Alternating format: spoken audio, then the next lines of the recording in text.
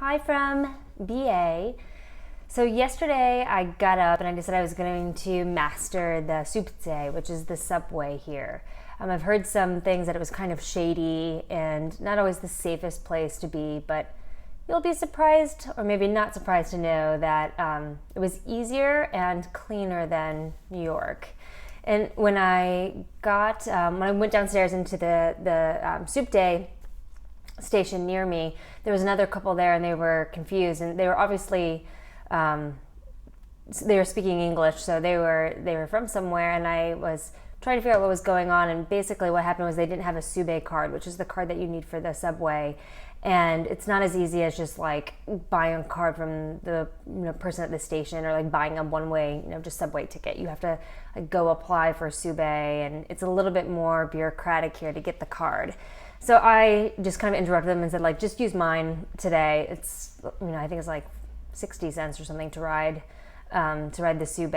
And so they ended up using my card and coming with me. And then, of course, that was my, token to hang out with them for the day, because we were going to the same spot, San Telmo, which has a really great Sunday market. So it was a younger couple from Australia, from Brisbane, who's been traveling for 6 months. And they started in Hong Kong and made their way through the US and then all through South America.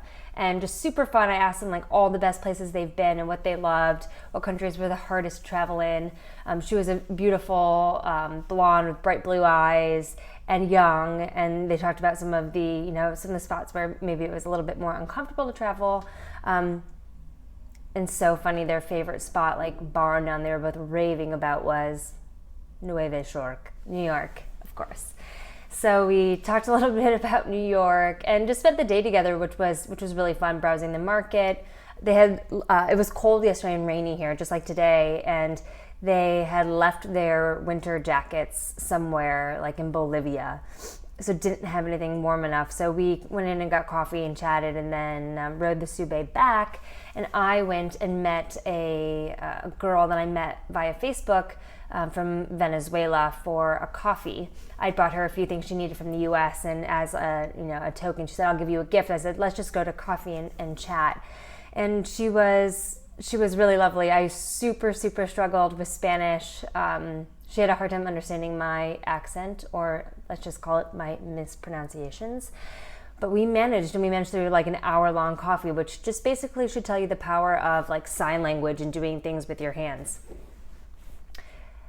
She talked a lot about why she came to Buenos Aires from Venezuela, and it just was very interesting to me. She came for more opportunity because it was safer here, because there were jobs here in universities. She talked about the struggles back home in Venezuela and how her family had been robbed at gunpoint, and her boyfriend had been robbed, and it was just chaotic, and how Buenos Aires offered this just kind of, she said, "I couldn't believe it the first time I walked in the street at night and didn't felt safe," right? And how different is that than when I come here and the feeling is like this is an exotic place, but it's a bit unsafe compared to the US. And then when I talk to the Porteño, the local girl from here, she talks about how that it's more bureaucratic than she would like, and there's not enough opportunity here. Just so interesting to have three different perspectives from young women all experiencing the same city. So she was fantastic, and it was a nice way to end the day and start today another rainy one. Bye.